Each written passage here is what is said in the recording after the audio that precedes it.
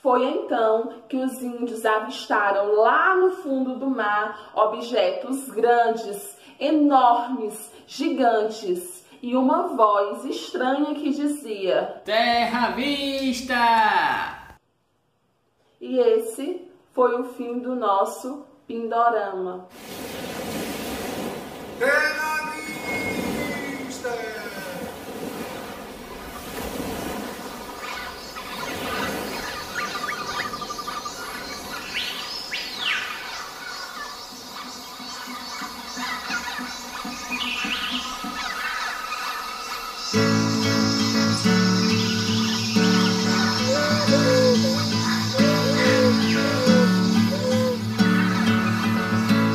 Pindorama, Pindorama, é o Brasil antes de Cabral.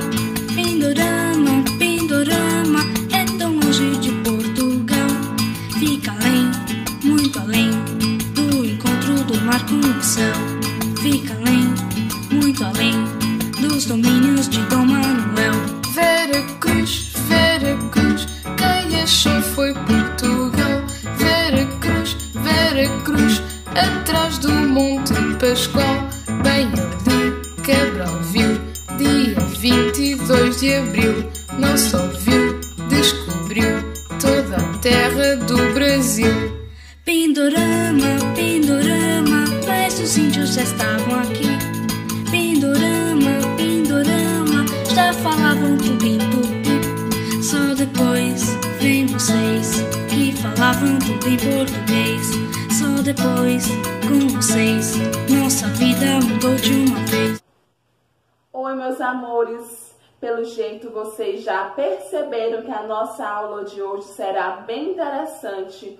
Nós vamos falar sobre os nossos antepassados. Infelizmente, nem toda a aula de hoje será boas notícias. Vamos falar sobre como eram os índios antes dos portugueses e depois dos portugueses, tá? Vem comigo que nós vamos aprender hoje muitas coisas juntos.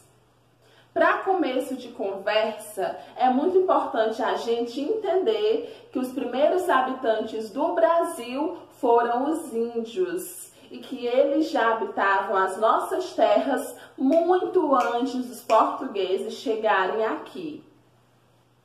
Historiadores acreditam que existiam mais de 100 milhões deles no nosso continente. E só no nosso território brasileiro já moravam aqui 4 ou 5 milhões de nativos.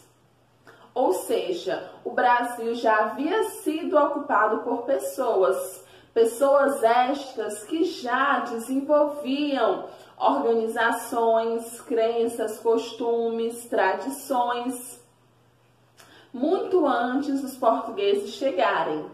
Quando a gente fala de índios, a gente tende a generalizar como se todos os índios fossem iguais. Mas, na verdade, não. Os índios são totalmente diferentes. Com a chegada dos portugueses para o Brasil, esses índios já podiam ser divididos em 7 grandes grupos. Eram eles: os Tupi-Guarani, na região litorânea do nosso país, o Tapuia, na região do Planalto Central, o Charrua, na região sul, e na Amazônia nós tínhamos Aruaque, Caraíba e Pano e Tucum. Todos esses grupos que a tia falou para vocês eram diferentes, mas eles tinham uma semelhança. Todos eles se organizavam em tribo. E aí vai a nossa primeira definição. Tribo. O que é tribo, tia? Tribo é o lugar onde moram as mesmas pessoas, que falam as mesmas línguas, que têm os mesmos costumes e que têm um sentimento de união entre si. Tá certo? Isso é a definição de tribo. E a tribo, normalmente, ela existia próxima de rios, porque era dos rios que eles tiravam a água para a sua sobrevivência. Os índios, gente, eram pessoas altamente inteligentes. Eles tinham total conhecimento da fauna e flora daquela região que a gente sabe que são plantas e animais. Eles tinham conhecimento já de várias plantas medicinais e eles mesmos fabricavam as suas moradias, as suas ferramentas de trabalho. Aquela ideia que índio é preguiçoso é uma ideia malvada colocada pelos portugueses e que a gente não pode acreditar, tá? Ao contrário, os índios eram pessoas altamente trabalhadoras, bem organizadas, onde tudo que eles precisavam, eles mesmos fabricavam. Ao contrário da gente, que tudo hoje podemos comprar. A maior parte desses índios viviam de coletas. Por exemplo, coleta de frutos. Eles colhiam cacau, maracujá, jabuticaba e etc. Eles também colhiam da vegetação o que, tia? Mandioca, batata doce, milho, abóbora, amendoim e etc. Além da caça, eles também caçavam animais como anta, tatu, cervo, paca e etc. E eles também pescavam todos os tipos de peixes. E interessante observar que os índios, eles tinham também uma divisão de trabalho. Tinham trabalho específico para as mulheres e trabalhos específicos para os homens.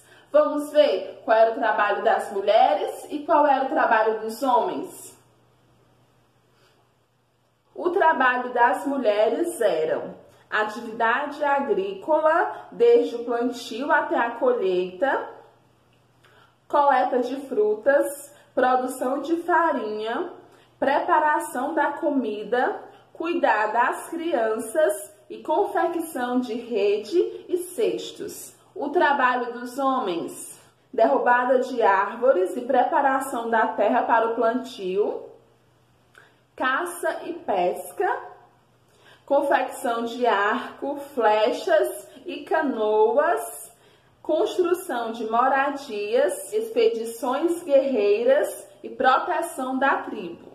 Os indígenas nos deram uma grande contribuição para a formação da nossa cultura brasileira. Dele nós herdamos várias comidas, costumes, palavras, remédios e uma grande diversidade no folclore brasileiro. O grande problema foi realmente a chegada dos portugueses no nosso país. O nosso país era nomeado pelos índios com o nome de Pindorama. E com a chegada dos portugueses, tudo mudou. Uma coisa interessante que eu acho no livro de vocês é que ele não traz a palavra descobrimento. Por quê, tia? Porque, na verdade, já falei isso para vocês, não houve descobrimento coisa nenhuma. O Brasil já era habitado por uma grande população que já moravam aqui. O Brasil foi mais para encontrado e explorado do que para descoberto, tá? E uma prova bem interessante é uma carta de Pero Vaz de Caminha, que é o nosso primeiro documento escrito do Brasil.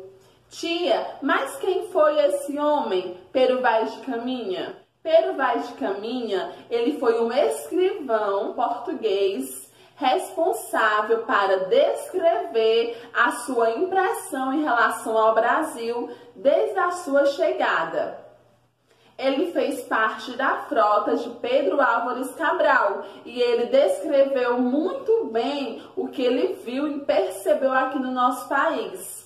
A sua carta existe guardada até o dia de hoje e é muito fácil a gente encontrar uma cópia dela na internet. E seria bem interessante se você tivesse a curiosidade para ler, porque realmente a carta, gente, é fantástica. Fala muita coisa sobre os nossos antepassados. E olha como essa carta prova de que os índios já moravam aqui. A tia vai ler alguns trechos dela para vocês. Dali avistamos homens que andavam pela praia. obra de 7 ou 8, segundo disseram os navios pequenos por chegarem primeiro. A feição deles era serem pardos, um tanto avermelhados, de bons rostos e bons narizes, bem feitos. Andavam nus, sem cobertura alguma. Nem fazem mais caso de encobrir ou deixa de encobrir suas vergonhas do que de mostrar a cara. Acerca disso, são de grande inocência. O primeiro contato dos índios para com os portugueses foi muito amigável. Aquela história que a gente vê, imagens dos índios esperando os portugueses chegarem com arcos e flechas bem armados, não existe.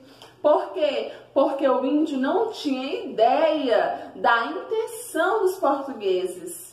Eles logo foram querer olhar, observar e se comunicar com os portugueses. Na carta de Pero Vaz de Caminha conta que os índios pararam, olharam para eles e tentaram falar. Quando eles viram o colar de ouro que um capitão estava usando, eles apontavam para o cordão e apontavam para trás, como quem diz, aqui também tem ouro. Quando eles viam objetos de prata, eles apontavam para objetos de prata e apontavam lá para trás, como quem diz, aqui também nós temos prata. E eles fizeram naquele momento algumas trocas, algumas comunicações. Inclusive, levaram 2 índios jovens para o barco para conversarem, para saberem realmente alguma coisa daquela cultura. E foi só no dia seguinte, quando eles estavam saindo do barco com os índios, que tinha mais ou menos 20 índios armados esperando seus companheiros, porque eles acharam realmente que os seus companheiros poderiam estar em perigo. Quando eles viram que não estavam em perigo, um dos capitões pediram para eles baixarem os arcos e eles baixaram. Então, o primeiro contato que os portugueses com os índios tiveram foi realmente meio amigável. Eles não conseguiam se comunicar, como a carta de Pero Vaz de Caminha fala. Não havia palavras entendidas por eles e nem deles por nós, mas existia uma comunicação. Eles provavam o vinho dos portugueses e colocaram imediatamente para fora que não gostaram, provaram algumas comidas também não gostaram e eles também trouxeram coisas para oferecer para os portugueses. Então, de imediato, os portugueses desenvolveram uma afetividade com os índios. Por quê? Porque os índios, naquele momento, era de grande serventia para os portugueses, porque só eles conheciam todo aquele território, sabiam onde existiam os minerais, onde existiam as riquezas que muito interessavam os portugueses. Entretanto, quando Portugal decidiu de vez ocupar as terras indígenas, aí começou confrontos, porque eles queriam ocupar as áreas onde era a tribo dos índios, e os índios quiseram, logicamente, proteger o seu espaço.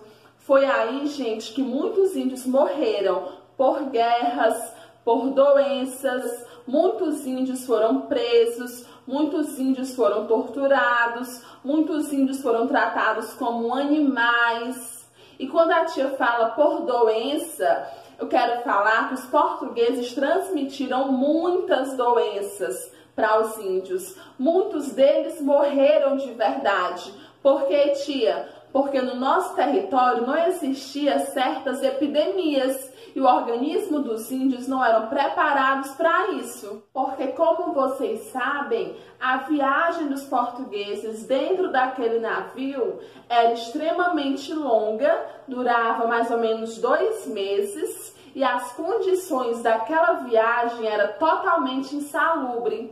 Ou seja, o mantimento que eles traziam de viagem, às vezes estragavam, as carnes ficavam podres, e mesmo assim eles comiam, ou as carnes eram extremamente salgadas, porque era o sal que conservava a carne, e eles também comiam. e assim muitos adoeciam. Dizem até que 1/3 da tripulação havia já morrido no caminho. Então, com o contato com os índios, houve rapidamente transmissões de doenças essas como varíola, cachumba, coqueluche, catapora, tifo, gripe, malária. Todas essas doenças o organismo do índio não conheciam e não estavam preparados. Por isso muitos morreram. Houveram grandes perdas. Além do que os portugueses também tentaram apagar a identidade indígena. E é aí que eu apresento para vocês uma nova palavra. A palavra é alteridade. Falem com a tia. Alteridade. Tia, o que é alteridade? É a aceitação do que é característico do outro. Ou seja, é eu aceitar o outro com as suas diferenças e respeitá-lo. E isso não aconteceu com os portugueses. Por exemplo, vocês sabem que existe um lugar onde os homens usam saia? Sabe onde é?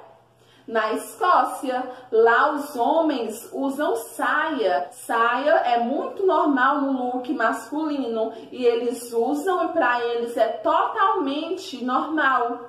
Mas se nós víssemos um homem de saia no nosso país, a gente ia olhar assim meio estranho, né? Mas mesmo assim é a nossa obrigação aceitar, por se tratar de um homem que na sua cultura isso é totalmente normal. Vocês sabiam que existem lugares do Oriente Médio onde as mulheres são obrigadas a taparem totalmente o seu rosto? Elas tapam totalmente o rosto, deixando só os olhos à vista. E isso é sinônimo de respeito, isso é sinônimo de mulher de caráter. Para nós isso é totalmente anormal, mas ainda assim não é uma atitude, não é um costume errôneo. E foi exatamente o contrário que os portugueses pensaram. Os portugueses acharam que os índios, por serem diferentes, eles não tinham fé, eles não tinham lei, eles não tinham vida, eles não tinham caráter.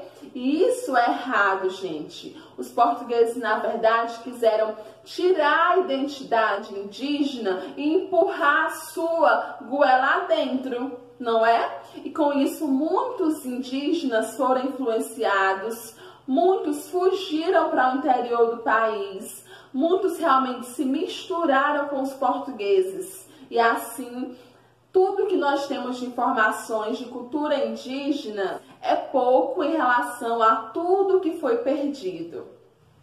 Mas a parte boa é que historiadores acreditam que ainda assim existam mais ou menos 206 etnias e 170 línguas nativas. Ou seja, muita coisa ainda está guardada, está mantida intacta.